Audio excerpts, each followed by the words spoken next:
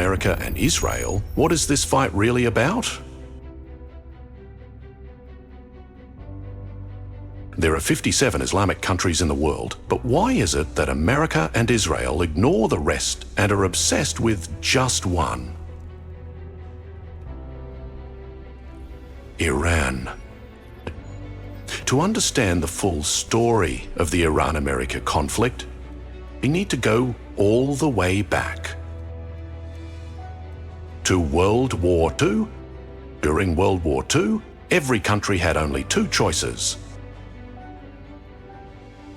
either support the British Empire or support Hitler.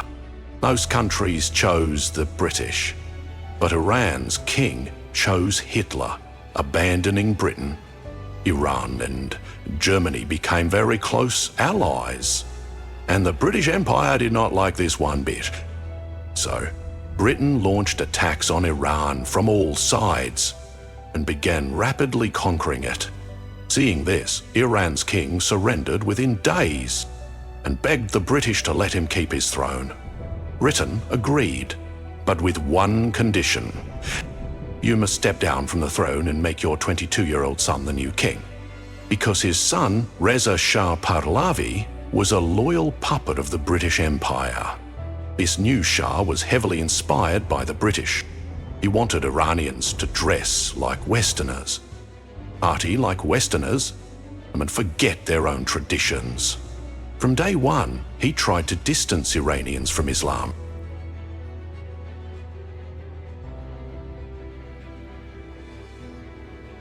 He banned hijab, closed down madrasas and mosques, arrested prominent Islamic scholars, and replaced everything with music, parties, and alcohol. At one point, Iran was producing so much alcohol that it became one of the world's exporters of liquor. Shocking for an Islamic country. The Shah thought he was doing something great. He once said, to be honest, we are the kings of kings. He even mocked King Faisal of Saudi Arabia, saying, "Why are you still living in the past? You should turn Saudi Arabia into a liberal Western-style country too." But King Faisal refused. Ironically, today, that same Saudi Arabia tells Iran to become more liberal. But now Iran is the one refusing?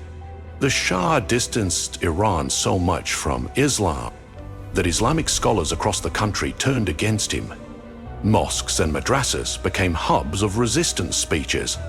Leading them was Ayatollah Khomeini. Khomeini and his followers began stirring rebellion. Soon his influence grew so strong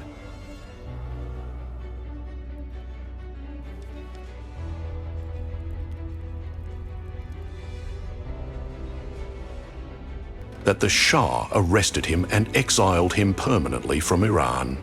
Shah moved to Iraq,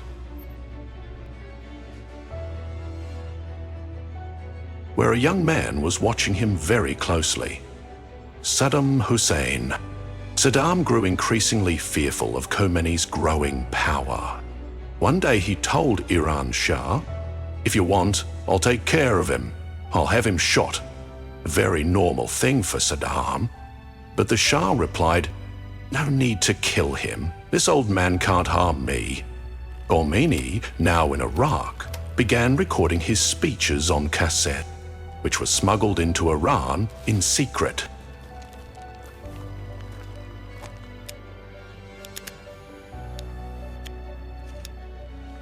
The public was so inspired by these tapes that they started seeing Khomeini as their true leader over the Shah. But removing the Shah wasn't easy. He had a powerful army and full support from superpower America. He was America's favorite puppet in the Muslim world.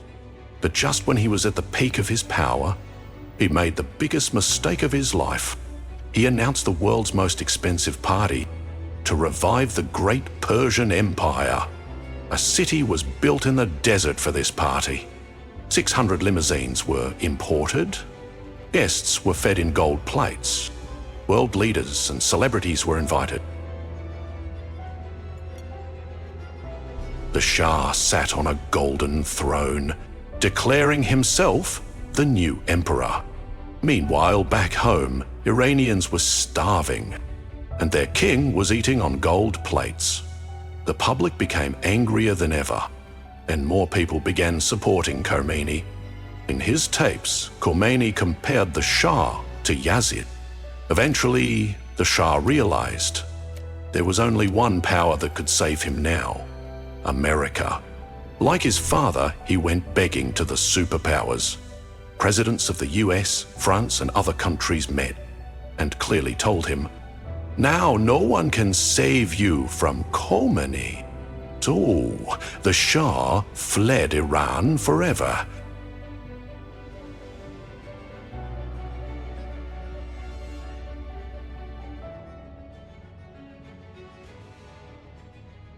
When Khomeini heard that the Shah had run away out of fear, he prepared to return after 14 years in exile. When Khomeini arrived in Iran, 7 million people welcomed him, a world record. From that moment, Iranians started chanting, "Death to America, death to Israel." His followers stormed the US embassy and took hostages. Khomeini said to the US president, "I will not release them unless you hand over the Shah." And this was the beginning of the Iran-America enmity. The Shah never returned.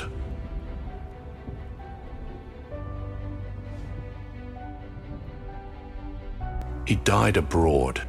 His son declared himself the new Shah, but no one accepted him. Khomeini now ruled Iran and established a new Islamic government. But at the same time, in neighboring Iraq, another powerful man had risen, Saddam Hussein.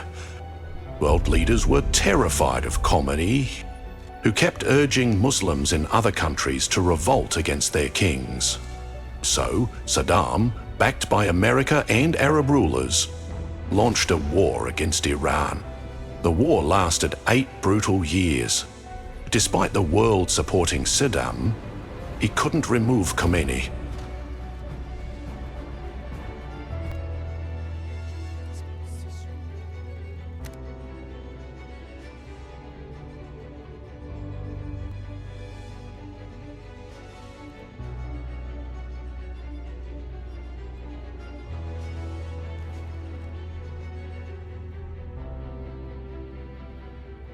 Soon after the war ended, Khomeini passed away. His funeral drew 10 million mourners, the largest gathering ever recorded.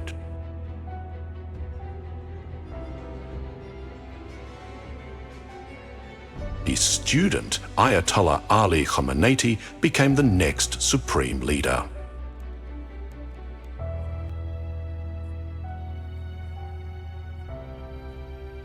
After the war with Iraq, Iran's leaders realized that America and Israel would never stop until Iran had its own nuclear bomb. But building a bomb is no easy task, and no one wanted to give Iran this technology. Iran waited for a miracle, and it came from right next door. Pakistan.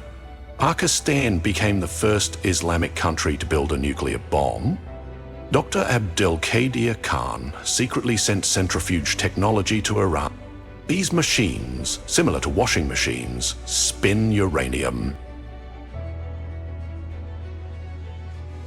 If spun a little, you get electricity.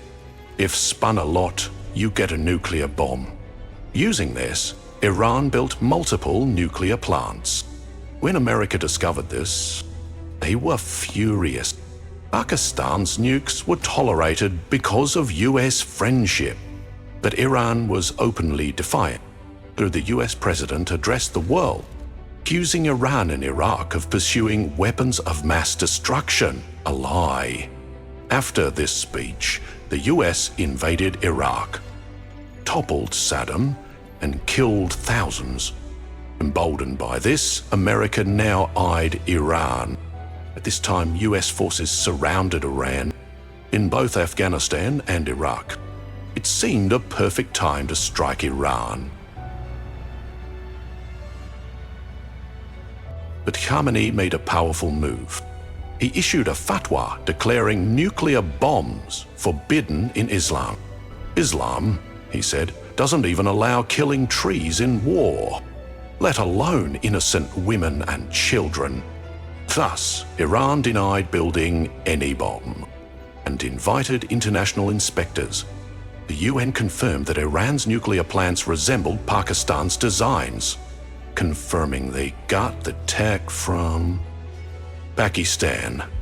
Dr. Abdul Qadir Khan publicly confessed and apologized. Pakistan placed him under house arrest.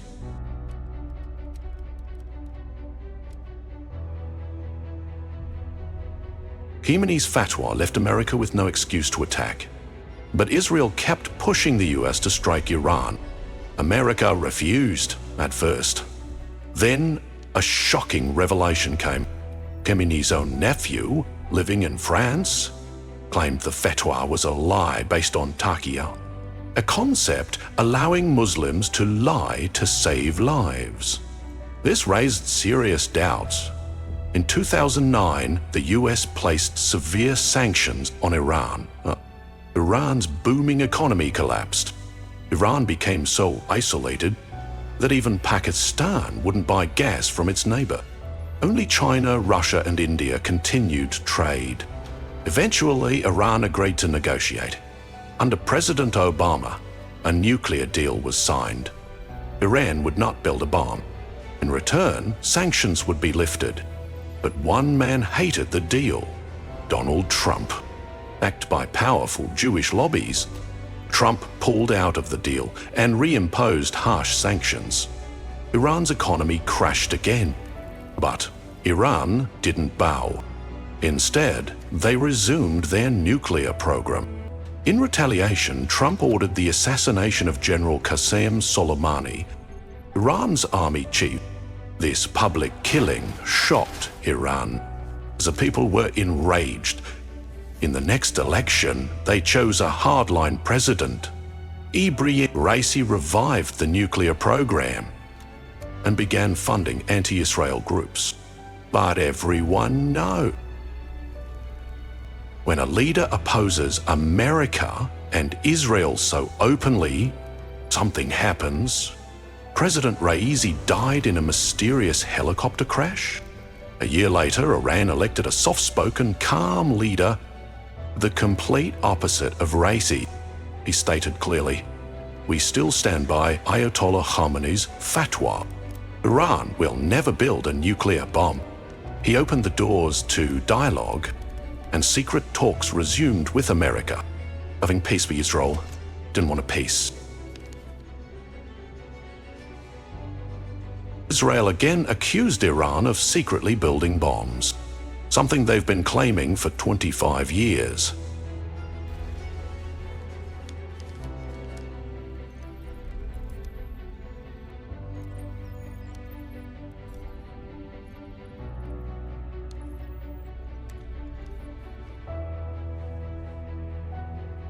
They also claimed Iran was planning to assassinate Donald Trump.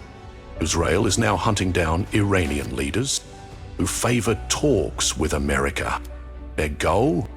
To provoke Iran into a reaction, so America gets a reason to strike and destroy the government Khomeini once built.